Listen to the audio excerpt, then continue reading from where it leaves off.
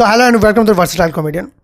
सो जैसे जैसे exam pass में आते हैं ना, हर किसी की ऐसे दग दग बीट्स बढ़ने लगती हैं, किसी को टेंशन होने लगता है, किसी का कैल्शियम कम हो जाता है। इस सबसे ज़्यादा ना इफेक्ट पड़ता है माँ बाप पे। सबसे ज़्यादा बच्चे का एग्ज़ाम है, टेंशन कौन ले रहा? माँ बाप, क्योंकि उनको पता है फ्यूचर में क्या होने वाला है क्या नहीं होने वाला। नॉर्मल सी बात है।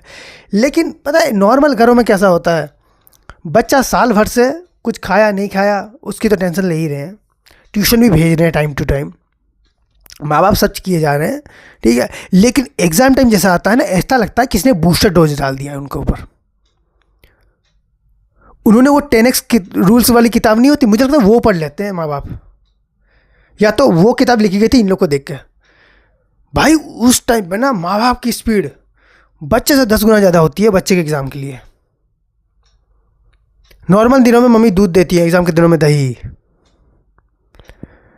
नॉर्मल दिनों में कैल्शियम के लिए दूध दिया जाता है, लेकिन एग्ज़ाम के टाइम में दुनिया के सारी प्रोटीन पाउडर उस बंदे के रूम में मिलेंगे, सारे प्रोटीन पाउडर्स। मैंने देखे हैं भाई, बल्ब्स देखे हैं, bulbs, different type of bulbs, pen. भाई नॉर्मल हम लोग ना जिस पेन को सोच नहीं सकते, वो पेन मेरे दोस्तों को उनके माँ बाप ने एग्ज़ाम में लगा दिए हैं, और उस बंदे को घंटा कुछ नहीं आता अपने एग्ज़ाम में। वो बंदा मेरे भरोसे बैठा हुआ है, और मैं वो 3 रुपये वाली यूज़ एंड थ्रो पेन नहीं, मैं उसमें लिख रहा हूँ। और माँ बाप ना ऐसे जिस टाइम पे प्रेशराइज कम करना होता है ना, हमारे इंडियन पेरेंट्स को पता ही नहीं कि प्रेशर कम कैसे करते हैं। वो प्रेशर के चक्कर में हमारा स्ट्रेस भी बढ़ा देते हैं। बेटा अगर तूने इस बार पास नहीं किया तो फिर तू ज़िंदगी में कुछ नहीं कर पाएगा।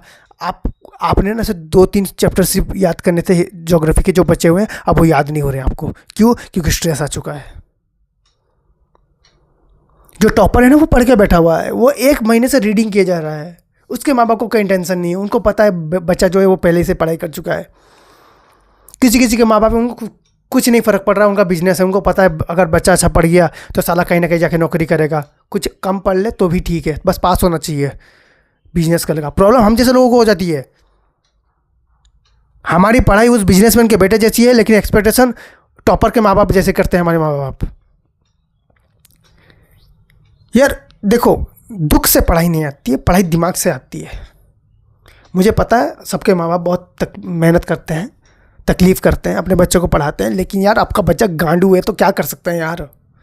हालांकि हम लोग आगे निकल जाते हैं सबके, वो बिजनेसमैन वालों के भी आगे निकल जाते हैं, और वो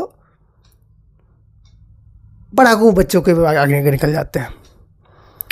हो सकता है हम लोग नेता बन जाएं, है ना, बिजनेसमैन वाले भी साथ में रहें और पढ़ाकू बच्चे IAS बन के हमारे नीचे ही काम करें। वैसे इतना सोचना भी ठीक नहीं है, बट देखो मैं सोच सकता हूँ, मेरे को कौन से पैसे लग रहे हैं सोचने के।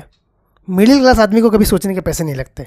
हम लोग सिर्फ सोच ही सकते हैं ना, उसमें उससे ज़्यादा देखो करना जो है वो बिजनेसमैन का बेटा कर ही रहा है ना। जो पैसे कमाना, इज्जत जो कमाना है वो IPS के बेटे का। हम सोच तो सकते हैं ना कि पैसे हैं, इज्जत है, हो नहीं हो, that is another thing. Exam के टाइम में ऐसा होता है कि जैसे हमने साल भर से 8 महीने तक किसी एक सर के यहाँ काम किया। अचानक मेरे पापा को, अगर मेरी मम्मी को पता चल जाता है कि कोई एक टीचर है जो अच्छा पढ़ा रहा है, उनके पास हम मुझे बोलते कि तू 1 महीने चला जा। अब मुझे समझ में नहीं आता कि वो बंदा 1 महीने में क्या कर लेगा। मैं अपना उद्धार 8 महीने में नहीं कर पाया। स्कूल के 12 टीचर्स लगे थे, 2 टाइम ट्यूशन, यानी 10 टीचर्स मेरे पीछे लगे थे 6 सब्जेक्ट के लिए, उसमें कुछ नहीं हो पाया। एक टीचर है वहाँ पर अच्छा पढ़ाते हैं, और मेरी मम्मी पापा को लगता है कि 6 सब्जेक्ट के लिए वो एक टीचर 1 महीने में मुझे टफ कर देंगे, जबकि मुझे अपने ऊपर यकीन नहीं है। देखो अगर बच्चे अगर अपने ऊपर यकीन रखते हैं ना, तो अगर मास्टर थोड़ा बहुत कम भी पढ़ाए ना, तो बच्चा अपने हिसाब से थोड़ी बहुत तैयारी करके अच्छा कर भी लेता है। मेन बात है हमारे अंदर मोटिवेशन की कमी है। एक बार मेरा 60 नंबर आ गया था, मेरे एक टॉपर दोस्त का, उसका आया था 88। उसने जाके चेक कराया तो उसका 90 हो गया। तो जैसे उसका बढ़ गया तो मैं फिर आके बैठ गया। उसने मुझे पूछा कि तूने चेक क्यों नहीं करा? मैंने कहा देख तूने क्यों चेक कराया? कहता है हो सकता है मेरा कम हो, इसलिए मैंने चेक कराया। देखा कम था, 98 का 88 कैसे हो गया? मैंने बोला यही तो बात है, मेरा आना चाहिए था 30 मार्क्स, 35 का तो मैंने लिखा हुआ है, 60 मार्क आया कैसे? और टेंशन वाली बात यह है कि अगर ये 60 कल को 80 हो गए, मेरे घर वाले मेरी थ्योरी लगा देंगे क्योंकि उनको पता है कि हमारा बेटा 40 से ऊपर मार्क नहीं लिख सकता। अगर इससे ज़्यादा मार्क आ गया ना तो प्रॉब्लम हो जाती है। और प्रॉब्लम क्या होती है पता है? मेन प्रॉब्लम घर वालों की नहीं होती, घर वाले तो खुश हो जाएंगे 60-70 मार्क देखे भी। बात क्या होती है कि जब ऐसे क्लास में बैठते हैं ना, तब एक हिसाब के आप लोग नॉर्मली देखोगे तो 90% वाले सबसे आगे, 80% वाले उसके पीछे करके बैठते हैं। यानी कि टॉप 4 बेंच में मैं बैठूंगा, हर क्वेश्चन का आंसर देना पड़ेगा। यार एक बार मार्क लाने के लिए मैं साल भर जलील क्यों हूँ अपने टीचर के सामने? टीचर तो हमेशा खड़ा करेगा ना यार मुझे। वो बोलेंगे अरे उठ जाओ तुम आंसर दोगे। मुझे नहीं पता आंसर यार, मैं 35 मार्क का लिखा था, 60 मुझे कैसे दे दिया मुझे नहीं पता। मैं तो इसलिए गया था ताकि मेरा मार्क कम कर सकूं, और यही होता है हमारा पॉइंट। ऐसा नहीं कि लास्ट बेंचर अच्छे मार्क नहीं ला सकते, ला सकते हैं, बट पॉइंट ये होता है कि साल भर हमें क्वेश्चन नहीं चाहिए भाई।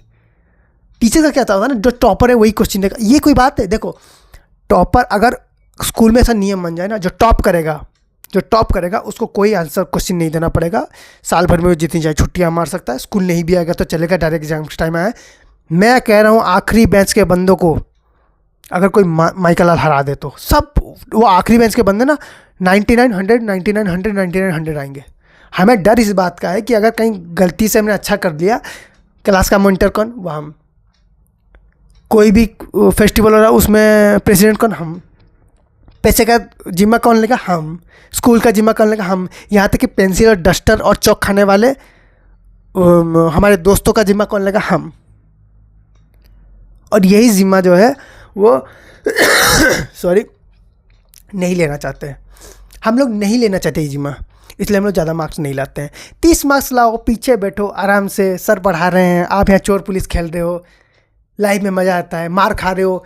और ऐसा कि देखो टॉपर में क्या होता है ना, प्रॉब्लम ये होती है कि अगर टॉप 4 चारों बेंच में बैठे हो, अगर आप होमवर्क करके नहीं लाए हो, मैं गारंटी के साथ कह सकता हूँ आपके बाकी दोस्त करके लाए हैं पक्का। आखिरी बेंच में बैठने का फ़ायदा ये होता है कि अगर आप करके लाए हो ना, सर एक्सपेक्टेशन से आउट हो जाता है कि आखिरी बेंच का बंदा होमवर्क करके लाया है, मुझे दिखाएगा, मुझे। वो जयकांत सीक्रेट टाइप के हो जाते हैं। लेकिन अगर तुम सोचो पहले बेंच में बैठे हो, होमवर्क कभी तुम्हें 100 दिन में एक बार भी होमवर्क मिस किया ना तो तुम्हें गालियाँ पड़ती है। मैं आखिरी बेंच में बैठा था, 100 दिन में एक बार भी करके लाता था ना। हमारे यहाँ है कि हमें टीचर के पैर धो के पीने चाहिए थे, टीचर मेरे पैर धो के पी देते थे उस दिन कि तू होमवर्क करके लाया, तू होमवर्क करके लाया है, ला मैं तेरे पैर धो देता हूँ। हमारी हालत ही वैसी थी। मुझे 300 दिन में सिर्फ 30 दिन के, मतलब 300 दिन में सिर्फ 3 दिन के होमवर्क करने थे, सिर्फ 3 दिन के। अब तुम मुझे बताओ, मुझे 30 में से 30 लाने में प्रॉब्लम होती या 90 में से 90 लाने में? ऑब्वियसली भाई मुझे 90 लाइन में प्रॉब्लम होती, 99 लाइन में प्रॉब्लम होती, 100 लाइन में प्रॉब्लम होती।